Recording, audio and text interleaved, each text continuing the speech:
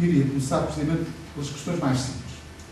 Mesmo que algumas destas perguntas ou respostas sejam de caráter lapaliciano, eu acho que são as coisas simples, são as mais difíceis de perceber, às vezes, mas acima de tudo são aquelas que nos permitem ver um pouco de lado. E há uma pergunta que geralmente se deve colocar, mas para que é que servem os exames nacionais? Vale a pena nós perguntarmos, para quê? Não é? E eu devo confessar que li com muita atenção tudo aquilo que foi publicado nos últimos 10 dias, mais ou menos, sobre rankings, exames e algumas polémicas que estão aí na praça. E devo confessar que há uma visão que foi muito bem expressa no editorial do Jornal Fernandes do Público, que eu era capaz de respigar, precisamente para constituir como uma espécie de ponto de partida. Diz ele, no fundo, que as provas nacionais deviam servir vários objetivos. Portanto, no fundo, está a enunciar praticamente qual, na sua opinião, são as finalidades dos exames nacionais e das provas nacionais. Em primeiro lugar, estabelecer um padrão único que permitisse comparar os níveis de aprendizagem dos alunos.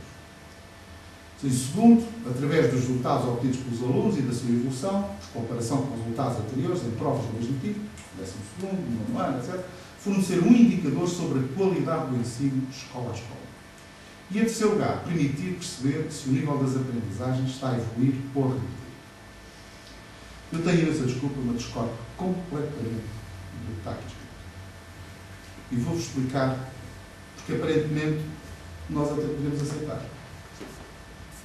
E é precisamente porque eu tento pensar simples que, eventualmente, os raciocínios mais complicados poderão ajudar-nos, por oposição, a encontrar soluções. E aquilo que eu vos quero dizer é que, em primeiro lugar, os exames servem para avaliar os alunos. E isso não está explícito. Servem para avaliar os alunos. Os exames são um instrumento de avaliação dos alunos.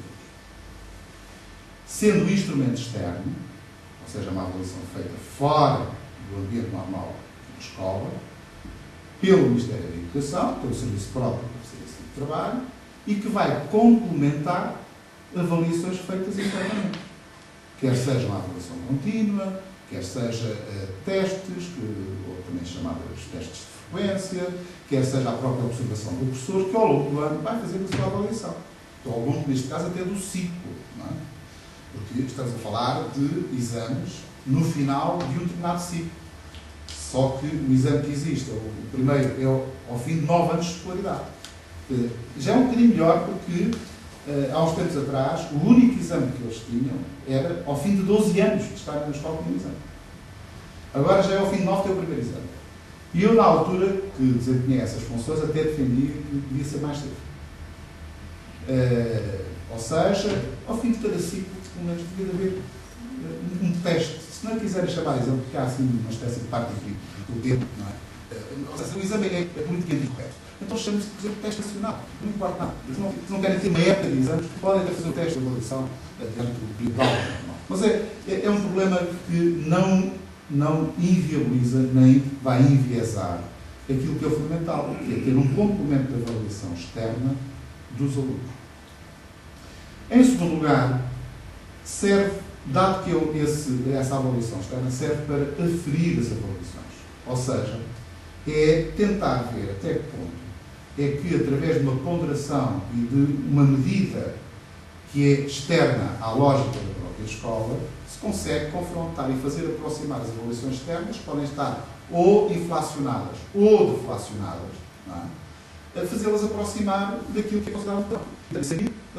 O segundo objetivo para serem os exames nacionais é para aferir. O terceiro objetivo serve para orientar a ação pedagógica no sentido de melhorar as aprendizagens. Ou seja, quem utiliza os resultados que utilizamos e os próprios exames e não retira dali lições ou ilações que nos permitam melhorar a aprendizagem, identificar pontos fortes, identificar pontos fracos, e a partir daí tentar encontrar, saber o que é que nós vamos fazer para tentar recuperar este aluno.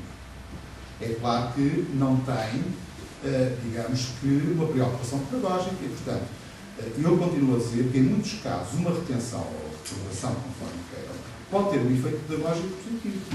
Eu próprio, devo dizer que, nos chamados na altura, que era o 3º, 4º e 5º ano, correspondente ao 7º e 8º ano, eu chumbei 2 anos seguidos a História.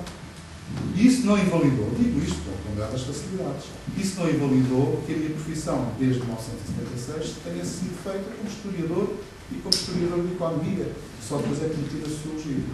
Portanto, porquê? Porque tive um professor que ele dizia: tu não mereces passar, mas se tu trabalhares, tu vais conseguir. E, portanto, uma retenção não é só uma exclusão. Pode ser um fator que tem um efeito pedagógico de recuperação e de sensibilização de que, se trabalhares, vais conseguir fazer.